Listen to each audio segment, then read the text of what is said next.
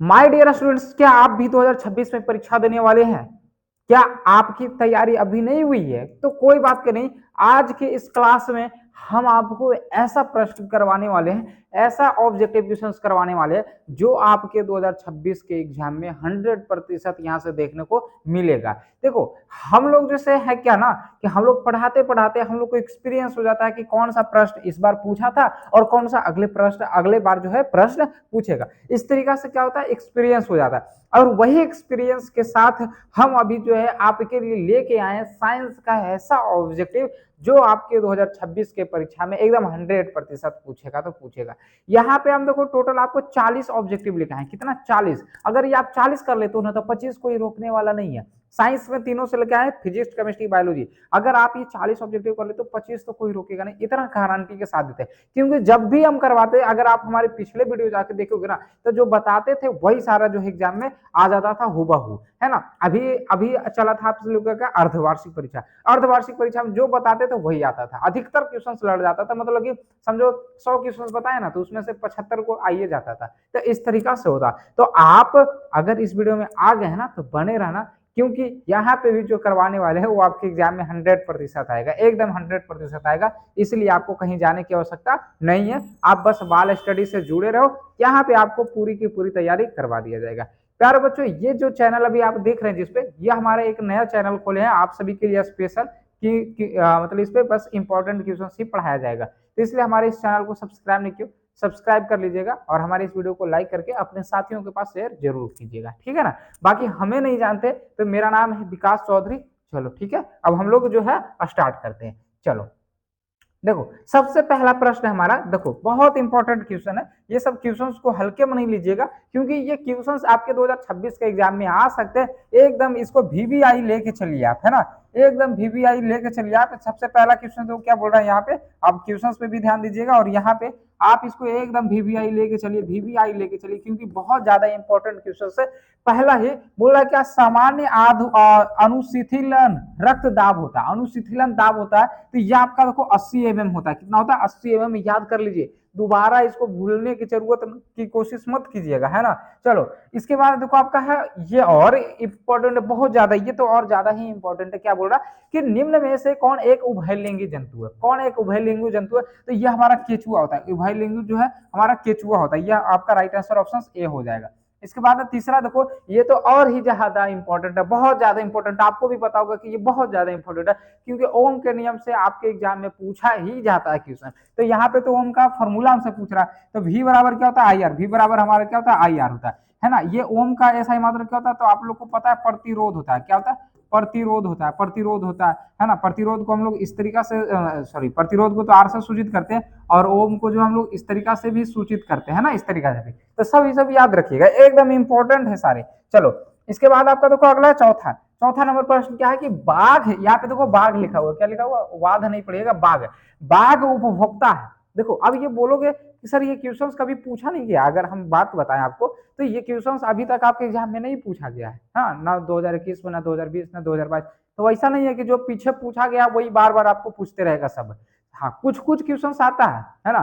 समझो कि 40% पीछे वाला आ जाता है, लेकिन ऐसा नहीं है कि सब 100 के 100 दे देगा। तो ये सब क्वेश्चन जो है ना आपके 2026 में पूछे जाएंगे। ये बात को आप गांठ बांध लो, है ना, गांठ बांध के दिमाग में सेट कर लो ये बात को जो हम बोल रहे हैं, ठीक है ना। देखो, बाघ उपभोक्ता है। बाघ जो है किस उपभोक्ता के अंतर्गत आता है? तो ये हमारा तृतीय पोषी स्तर के अंतर्गत आता है। तृतीय हो जाएगा, राइट आंसर ऑप्शन इसका सी हो जाएगा। इसके बाद आपका देखो 5वां नंबर प्रश्न है कि विद्युत धारा की प्रबलता का ऐसा मात्रा बेहद इंपॉर्टेंट है, बहुत बहुत बहुत इंपॉर्टेंट है। ये वाली क्वेश्चन आप जाके देखो, हर एक बार पूछा, हर एक बार, चाहे आप 2014, 15, 16, 17, 18, 19, 20, 21, हर एक बार ये पूछा, हर एक बार आपके एग्जाम में पूछा और इस बार भी पूछेगा, 2026 में भी पूछेगा। तो ध्यान रखिएगा, विद्युत धारा की प्रबलता कैसे मात्रा करते? देखो, विद्युत धारा की प्रबलता बोले या सिर्फ धारा बोले, दोनों का एक ही बात होगा। तो इसका एम्पियर होता है। क्या होता है? एम्पियर। अच्छा, एक चीज और बताओ आपको यहाँ पे, ये बोल्ट किसका होता है? तो बोल्ट आपका देखो विभव का भी होता है। बोल्ट आपका क्या होता है? विभव या विभवांतर दोनों का होता है। विभव या विभवांतर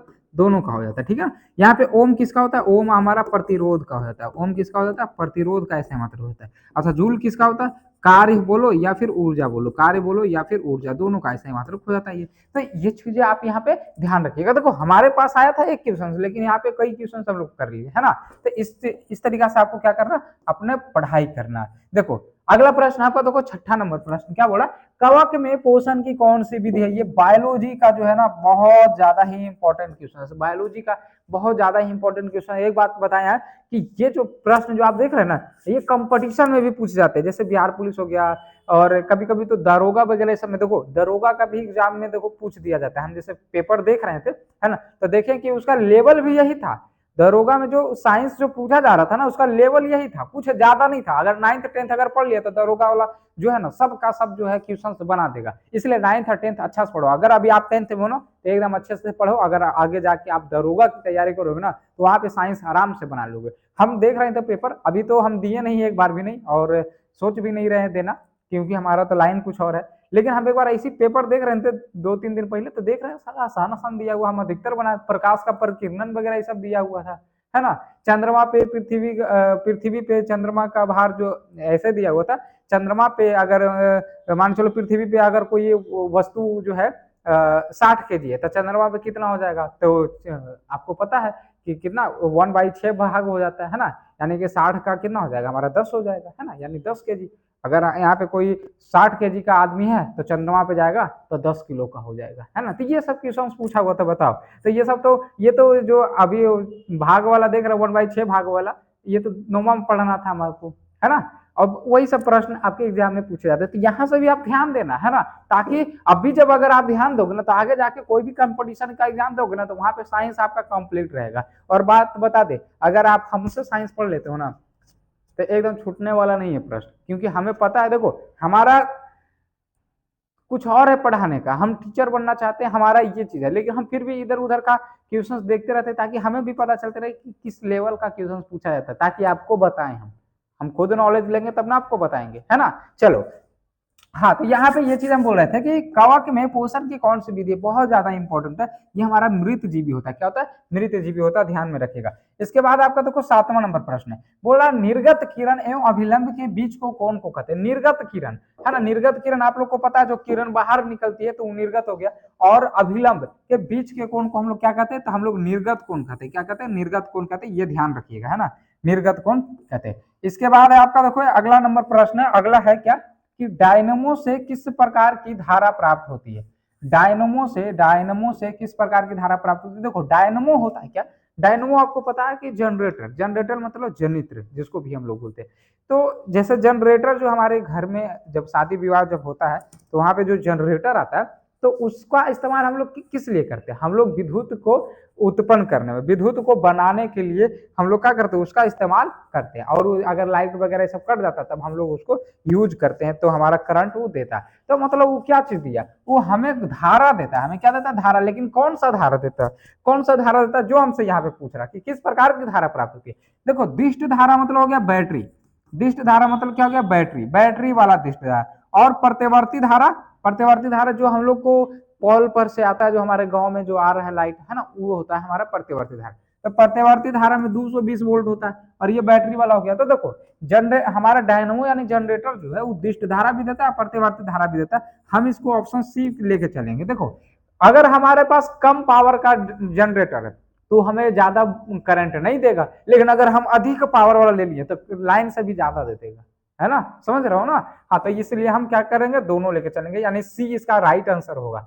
इसके बाद आपका देखो 9वां नंबर प्रश्न है, कृमि रूप परिशेषिका किसका हिस्सा है। ये सब तो है ना दरोगा वाला में भर भर के ये सब क्वेश्चन पूछा जाता है। देखो दरोगा का अगर आप एग्जाम देते हो, या फिर रेलवे का जब एग्जाम देते हो, या फिर बिहार पुलिस सबका जब एग्जाम देते हो, तो वहां पे जो है आपको ना फिजिक्स, केमिस्ट्री, बायोलॉजी, ये तीनों में से आपको बायोलॉजी का जो क्वेश्चन ज्यादा दिखेगा। अगर मान चलो 10 क्वेश्चन पूछे गया ना, तो उसमें से 4 क्वेश्चन जो है आपका बायोलॉजी से रहेगा, 3 क्वेश्चन फिजिक्स से, या 3 क्वेश्चन केमिस्ट्री से, है ना, इस तरीका से रहता है। तो बायोलॉजी पे ज्यादा ध्यान देना, और ये सभी प्रश्न आपके वहां भी पूछे जाएंगे। खैर अभी हम लोग उसका तो तैयारी नहीं कर रहे, अभी हम लोग बोर्ड एग्जाम की तैयारी कर रहे हैं, और ये आपके बोर्ड एग्जाम में भी पूछे जाएंगे, है ना, ये पूछे जाएंगे, ध्यान दीजिएगा।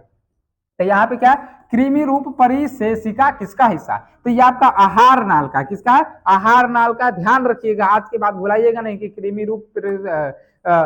रूप परिशेषिका किसका हिस्सा, आहार नाल का। चलो इसके बाद आपका देखो अगला नंबर प्रश्न है 10वां कि नवीकरणीय ऊर्जा का स्रोत है। देखो इतना आसान आसान तो आपके कोई अदर कंपटीशन एग्जाम में ये सब नहीं पूछे जाते, है ना। हाँ ये कभी कभी हो जाता है पॉलिटेक्निक वगैरह सब या ITI वगैरह सब करोगे ना, जब एग्जाम दोगे ना तो उस सब में पूछेगा ये, लेकिन और कोई कंपटीशन एग्जाम में ये वाले क्वेश्चन नहीं पूछता है। बस ये आपके बोर्ड एग्जाम के लिए बहुत ज्यादा जरूरी है ना। बोर्ड एग्जाम में ही आपके क्वेश्चन से पूछे जाते हैं। नवीकरणीय ऊर्जा का स्रोत है तो हमारा सौर ऊर्जा हो जाएगा। क्या हो जाएगा? सौर ऊर्जा हो जाएगा। इसके बाद आपका देखो 11 नंबर क्वेश्चन है कि विद्युत बल्ब के फिलामेंट में किस तत्व का उपयोग होता है। बहुत ज्यादा इंपॉर्टेंट है एग्जाम के दृष्टिकोण से, तो एकदम 101% है ना। एग्जाम की दृष्टिकोण से अगर देखो तो 101% एकदम VPI है, एकदम इंपॉर्टेंट है। जो इसको बोल दो है ना, एकदम बोलो कि एकदम क्वेश्चन 2026 में छप गया, एकदम छप जाएगा 2026 में, ऐसा प्रश्न है ये।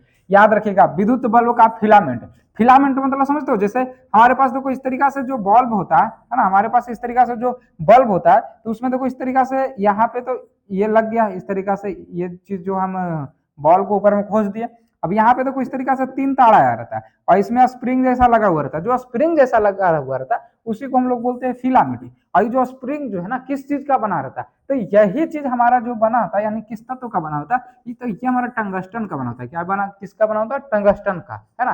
टंगस्टन का हमारा जो है ये बना होता है। अच्छा एक चीज और देखो हमसे पूछा जाता है कि हीटर, हीटर देखो ना, हीटर हीटर में भी स्प्रिंग जैसा लगा हुआ रहता है। आप लोग अगर खोल के देखोगे तो हीटर में भी स्प्रिंग जैसा लगा रहता है। तो वो स्प्रिंग किसका बना हुआ रहता है? तो वो हमारा नाइक्रोम का होता है। ध्यान रखिएगा नाइक्रोम का। हीटर में जो किस तत्व का उपयोग किया जाता है पूछेगा तो नाइक्रोम का, और बल्ब में टंगस्टन का। ध्यान में रखिएगा इस बात को। चलो इसके बाद आपका देखो 12वां नंबर, देखो सूत्र तो एकदम पूछना ही पूछना तय है, एकदम एकदम तय है आपके एग्जाम में पूछना। एक ऐसा भी क्लास लाएंगे जिसमें पूरा का पूरा सूत्र का जो है बता देंगे, चाहे आपका केमिस्ट्री में हो या फिजिक्स में हो, दोनों का सूत्र करवा देंगे, एक ही क्लास में करवा देंगे, है ना। स्पेशल क्लास लाएंगे।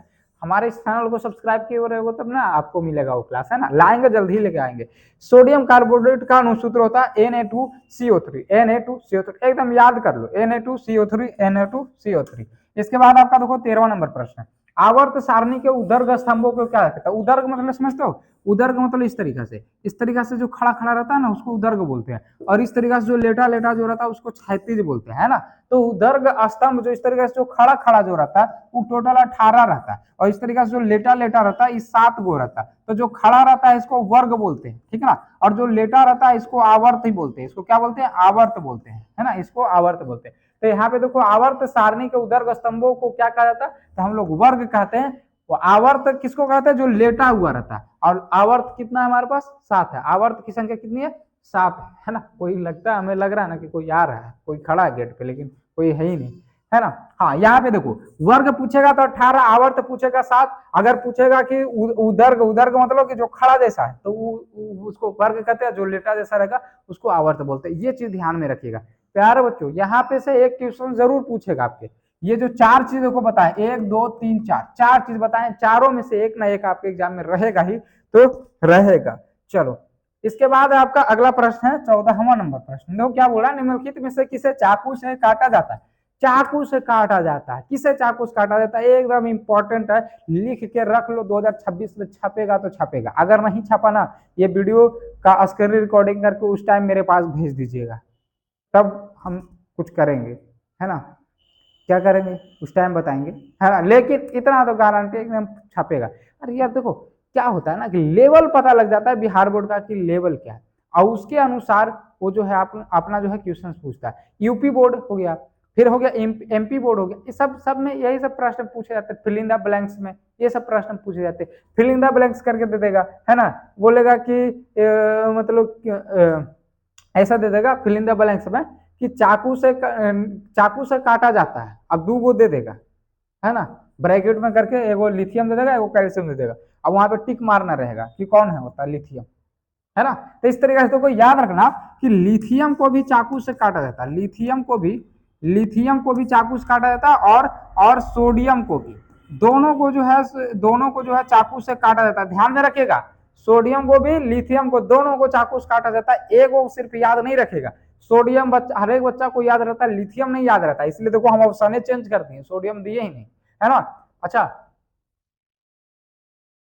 एक बात और, ये जो सोडियम है इसे किरोसिन तेल में डुबा के रखा जाता है। क्या किसमें डुबा के रखा जाता है? किरोसिन तेल में इसे जो है डुबा के रखा जाता है। इसे किरोसिन तेल में इसे जो है डुबा के रखा जाता है, ठीक ना। अगर इसे किरोसिन तेल से बाहर निकाल दिया जाए ना, तो ये क्या होगा कि जैसे ये पानी के संपर्क में आएगा ना, ये ब्लास्ट कर जाएगा, है ना, क्योंकि हवा में तो नमी है और नमी के संपर्क में जैसे आएगा ये ब्लास्ट कर जाएगा, इसीलिए इसे। चलो, इसके बाद आपका देखो पुष्पी पौधों में लैंगिक जनन होता है। देखो पुष्पी पौधों में जो लैंगिक जनन होता है वो हमारा फूलों द्वारा होता है। किसके द्वारा होता है?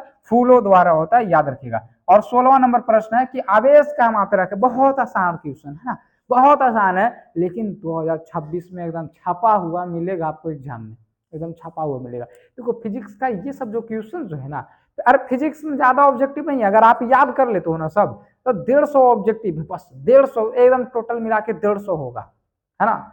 अब 150 ऑब्जेक्टिव होगा इंपॉर्टेंट वाला, तो 150 ऑब्जेक्टिव होगा, 150 में आपका 30-40 ये सब तो पूछवे करता है ना, अब पूछवे करता है वो सब, तो उतना तो बन ही जाएगा, है ना। अगर आप 10 को याद करते हो तो आराम से 3 को आ जाएगा, एकदम कंफर्म है। तो यहाँ पे यही सब ना प्रश्न आएगा, बस याद कर लो ना सही से। क्या बोल रहा है कि आवेश का मात्रक कूलम होता है। क्या होता है? आवेश का मात्रक कूलम होता है। इसे क्यू से सूचित करते हैं ना, और कूलम को सी से सूचित करते हैं। वाट किसका होता है? तो वाट हमारा शक्ति का होता है। वाट किसका होता है? शक्ति का होता है। एम्पियर किसका होता है? अभी हम लोग बताए थे धारा का होता है। एम्पियर किसका होता है? धारा का। और वोल्ट किसका होता है? विभव का या फिर विभवांतर का। विभव का या विभव, दोनों को एक ही होता है ना, विभवांतर का, विभवांतर का, याद रखिए, बस खत्म बात। चलो, इसके बाद आपका देखो 17वां नंबर प्रश्न कि निम्नलिखित में कौन विजातीय यौगिक है? विजातीय मतलब अलग। देखो चूना पत्थर, खड़िया और संगमरमर, ये तीनों एक ही चीज है। इसका फॉर्मूला होता है CaCO3, याद रखिएगा, CaCO3 फॉर्मूला भी याद रखिएगा, फॉर्मूला भी आपके एग्जाम में पूछेगा। यहाँ पे प्लास्टर ऑफ पेरिस जो है ना अलग हो जा रहा है, प्लास्टर ऑफ पेरिस अलग हो जा रहा है, इसलिए आपका राइट आंसर जो है ऑप्शन डी इसका सही हो जाएगा। अब अगला 18 नंबर प्रश्न है कि प्रकाश के अपवर्तन के कितने नियम है? बताओ। अब एकदम एग्जाम में बोलो कि नहीं पूछेगा 26 में, एकदम पूछेगा, हम लिख के दे दे, बताओ कहाँ पे लिख के दे, एकदम लिख के दे दिए, है ना, लिख के देते हैं 2026 में, 2026 में पूछेगा, 2026 में पूछेगा, 2026 में पूछेगा, 2026 में पूछेगा, स्क्रीनशॉट मार लो और रख लो। नहीं आया उस दिन तो गलिया देना एकदम कि काम मास्टर कैसे पढ़ाए थे, बोले थे कि आएगा 26 में, लिख दिए यहाँ पे ना, कर लो एकदम स्क्रीनशॉट मार लो। अगर एग्जाम में नहीं आया तो फिर बोल देना, है ना। तो प्रकाश के परावर्तन बोले या फिर अपवर्तन बोले या तो परावर्तन बोले, दोनों में से कोई ना कोई एक आएगा ही तो आएगा। अब ये नहीं बोलना है कि सर आप अपवर्तन बताए थे परावर्तन आ गया, अरे यार परावर्तन भी लिख दी है ना। तो ये आपका हो जाएगा क्या? ऑप्शन सी इसका राइट आंसर हो जाएगा। 2 नियम होते हैं, ठीक ना। चलो, इसके बाद आपका देखो 19 नंबर प्रश्न है कि प्रत्यावर्ती धारा की आवृत्ति कितनी? प्रत्यावर्ती धारा की आवृत्ति कितनी आपको पता है? हमारे भारत में जो विद्युत जो अप्लाई किया जाता है, मतलब सप्लाई किया जाता है, अप्लाई नहीं सप्लाई जो किया जाता है, उसका जो आवृत्ति यानी कि हर्ज जो होता है वो 50 हर्ज होता है। और वोल्ट अगर पूछेगा तो 220 वोल्ट, 220 वोल्ट प्रत्यावर्ती धारा, प्रत्यावर्ती धारा याद रखिएगा, प्रत्यावर्ती धारा 220 वोल्ट का प्रत्यावर्ती धारा 50 हर्ज, 50 हर्ज, इससे ज्यादा ना और ना इससे कम। चलो, इसके बाद आपका देखो अगला है कि धारा मापने वाले यंत्र को कहते हैं, जिससे धारा मापा जाता है, जिस यंत्र से धारा मापा जाता है उसे हम लोग आमीटर कहते हैं। क्या कहते हैं? आमीटर कहते हैं, ध्यान में रखिएगा, आमीटर से जो है धारा मापा जाता है। इसके बाद आपका देखो 21 नंबर प्रश्न कि स्पेक्ट्रम प्राप्त करने के लिए किसका उपयोग होता है? स्पेक्ट्रम समझते हैं? स्पेक्ट्रम आप समझते हैं? जैसे इस तरीका से जब इधर से देखो श्वेत प्रकाश गुजारा गया ना, तो इस तरीका से 7 रंग में बढ़ जाता है कि नहीं, ये 7 रंग में बढ़ जाता है। तो यहाँ पे ये जो लाइन जो है, इसी के ये जो एक पर्दा टाइप का होता है, तो इसी को हम लोग स्पेक्ट्रम कहते हैं, और इसी पे जो है 7 रंग हमको बन जाता है। तो ये कैसे, किसके के द्वारा, किसका उपयोग से हम लोग प्राप्त करते हैं? तो जब तक यहाँ पे प्रिज्म हम नहीं लगाएंगे, जब तक आप बताओ बनेगा नहीं बनेगा, आपको भी पता है कि जब तक हम यहाँ पे प्रिज्म नहीं लगाएंगे तो वहां पे स्पेक्ट्रम प्राप्त हमें नहीं होगा, और नहीं होगा तो ये हानि कि किसके द्वारा हमें प्राप्त हुआ, तो प्रिज्म के द्वारा प्राप्त हुआ। ये आपका राइट आंसर ऑप्शन डी हो जाएगा। पूछा जाता है प्रिज्म कितने सतह, प्रिज्म में कितने सतह होते? तो 5 सतह होते। देखो एगो इधर देखो हो गया, एगो दो गो हो गया, फिर एगो ही हो गया, 3 गो हो गया, एगो इसके ऊपर हो गया 4 गो, एगो इसके अंदर 5 गो, है ना, 5 गो होता है। 6 गो सब चीज में होता है, लेकिन इसमें 5 गो का है।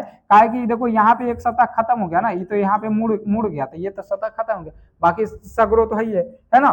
चलो, अगला देखो 22वां नंबर प्रश्न कि प्रतिवर्ती चाप कहाँ बनते हैं? बहुत ज्यादा इंपॉर्टेंट है, आपके 2026 में पूछे जा सकते हैं। इसलिए एकदम अच्छे तरीके से इस क्वेश्चन को ध्यान में रख लीजिएगा कि प्रत्यवर्ती चाप कहाँ बनते हैं, तो आपका ये बनता है मेरु रज्जु में बनता है। कहाँ बनते हैं, तो याद रखिएगा मेरु रज्जु में बनते हैं, मेरु रज्जु में। चलो इसके बाद आपका देखो अगला है 23 नंबर कि अभिनेत्र लेंस फोकस दूरी में परिवर्तन किया जाता है, तो ये आपका पक्षमाभि मांसपेशियों द्वारा किया जाता है, पक्षमाभि मांसपेशियों द्वारा जो है किया जाता है। चलो इसके बाद आपका अगला प्रश्न है 24 कि कौन सा पादप हार्मोन पत्तियों के मुरझाने के लिए उत्तरदायी है। बहुत ज्यादा इंपॉर्टेंट है ना, बहुत ज्यादा इंपॉर्टेंट है, एकदम इंपॉर्टेंट है, याद रखिएगा ये सारे प्रश्न, ये सारे प्रश्न आप याद रखिएगा। देखो हम आपको बता दें, हमारे अगर ये सब आप चाहते हो ना कि इसका पीडीएफ मिल जाए, सर इंपॉर्टेंट जितना है सबका पीडीएफ हमें मिल जाए, ऑल सब्जेक्ट का मिल जाए, तो प्ले स्टोर पे जाना और वहां पे देखो सर्च करना,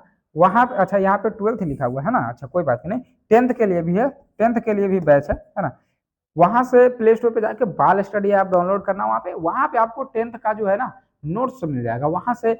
बस उसका फी ज्यादा नहीं लगता, 49 रुपया लगता है ना, 49 रुपया में आप खरीद लेना, वहां पे पूरा आपको नोट्स मिल जाएगा, जहाँ पे सारे इंपॉर्टेंट ऑब्जेक्टिव सब्जेक्टिव सब वहां पे उपलब्ध है ना। तो अगर आप पढ़ने वाले बच्चे हो तो जाके ले लेना, इसलिए ज्यादा फी नहीं रखें, मात्र 49 रुपया रखें ताकि सारे बच्चे खरीदें, है ना, क्योंकि कमाना तो है ही, लेकिन आप लोग अगर अच्छे नंबर लाओगे तो उसके बाद हमारे पास अगर लाखों बच्चे आएंगे और लाखों बच्चे से अगर हम 49 रुपया ही लेते हैं तो सोच लो, है ना, तो कमाएंगे बाद में, अभी तो बस थोड़ा सा खर्चा निकल जाए यही चाहते हैं, है ना। चलो फिलहाल के लिए चलो यहाँ पे क्या बोल रहा है 24वां कि कौन सा पादप हार्मोन पत्तियों को मुरझाने के लिए उत्तरदायी है, तो ये हमारा ऑक्सीजन होता है, ऑक्सीजन के कारण जो है पत्तियां जो है मुरझा जाती है। अगला देखो 25 नंबर कि निम्न में से कौन एक लिंगी पुष्प है ना, निम्न में से कौन जो है एक लिंगी पुष्प है, तो ये हमारा पपीता होता है, पपीता जो हमारा एक लिंगी पुष्प है, ये हमारा सी राइट आंसर हो जाएगा। और अगला है देखो यहाँ पे क्या बोल रहा है, अगला प्रश्न आपका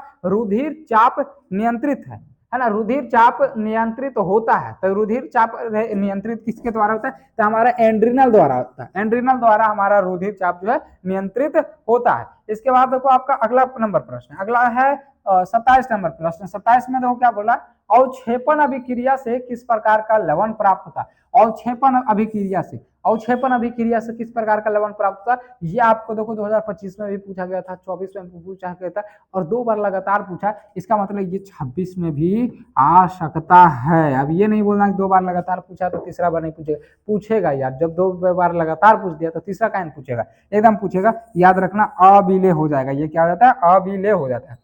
अगला देखो 28 नंबर प्रश्न है, किसी धारावाही परिनालिका के भीतर सभी बिंदुओं पर चुंबकीय क्षेत्र, हमारे पास परिनालिका है ना, हमारे पास इस तरीका से परिनालिका है ना, हमारे पास इस तरीका से परिनालिका, हम यहाँ पे जो है क्या दे देते हैं इसको, हम धारा दे देते, इस तरीका से हम धारा दे दिए, यहाँ पे कुंजी लगा दिए, ये धारा इसमें जा रही है, आई धारा इसमें जो है बह रही है, इसमें धारा आई धारा जो है इस तरीका से बह रही है, इधर नीचे आ गई इधर, ठीक है, आई धारा बह रही है, ठीक है ना। अब देखो यहाँ पे बोला कि परिनालिका के भीतर सभी बिंदुओं पर चुंबकीय क्षेत्र, हम धारा दिए तो यहाँ पे चुंबकीय क्षेत्र तो उत्पन्न होगा।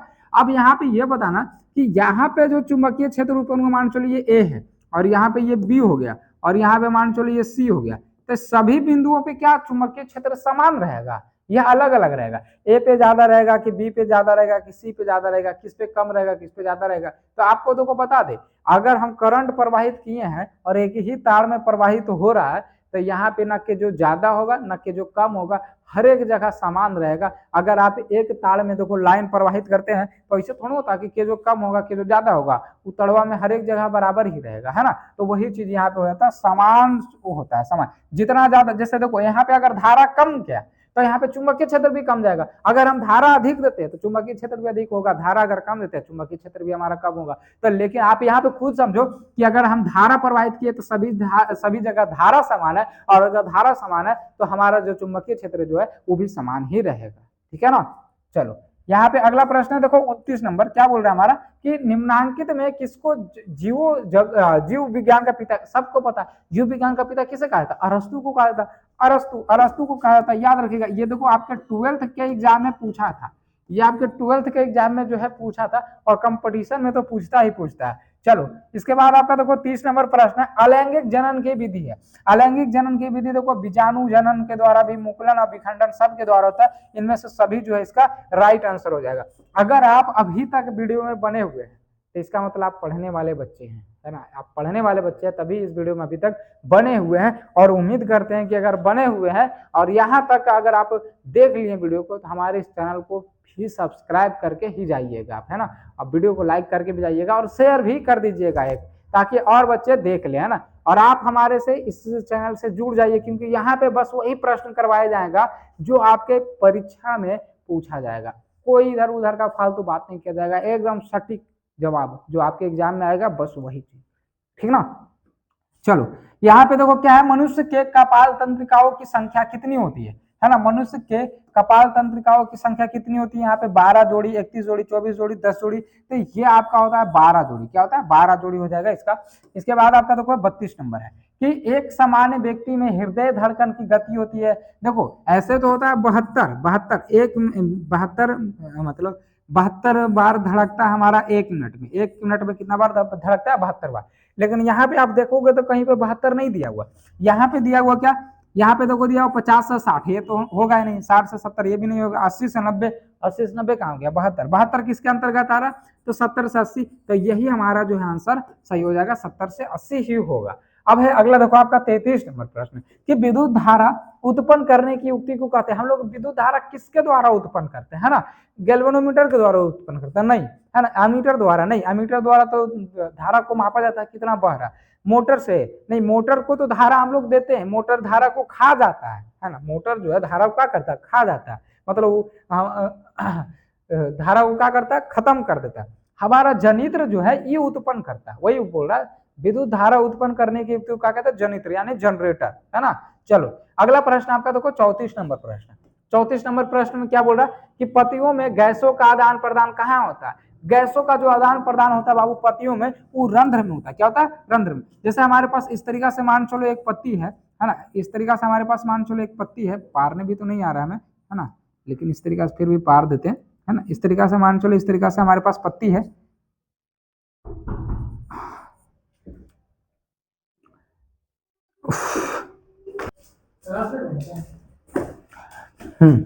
यहाँ पे देखो इस तरीका से पत्ती है ना, तो इस तरीका से बना हुआ रहता है, तो इसके अंदर में जो है ना, अगर आप देखोगे माइक्रोस्कोप के द्वारा, तब यहाँ पे देखो छोटा छोटा एक छिद्र जैसा दिखाई देता है, तो वही हमारा रंध्र होता है, उसी के द्वारा जो है गैसों का जो है आदान प्रदान होता है, ठीक ना।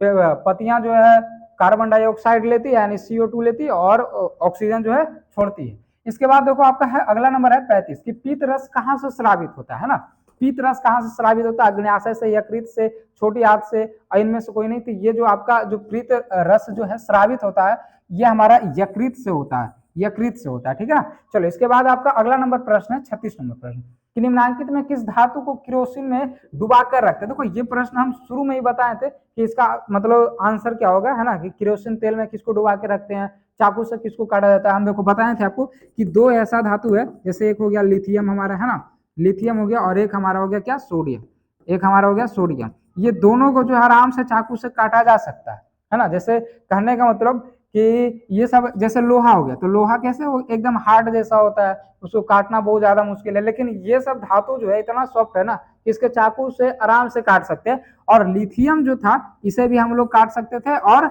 सोडियम को भी। लेकिन हम ये बताए थे कि जो सोडियम है इसको हमेशा क्या चीज में डुबा के रखा जाता है, केरोसिन में, क्योंकि जैसे ही ये सोडियम हवा के संपर्क में आएगा तो हवा में क्या है, नमी, और नमी के कारण ये क्या होगा, ब्लास्ट हो जाएगा। जैसे आप देखो सोडियम मंगाना, आपको मिल जाएगा अमेजोन वगैरह सब पे सर्च करोगे ना, सोडियम मिल जाएगा, सोडियम मेटल, तो इस मंगा के उसको क्या करोगे, पानी में फेंकोगे ना, तो वो एक जैसे पटाखा जो आप लोग छोड़ते हो बम जैसा, उस तरीका से फटेगा ये।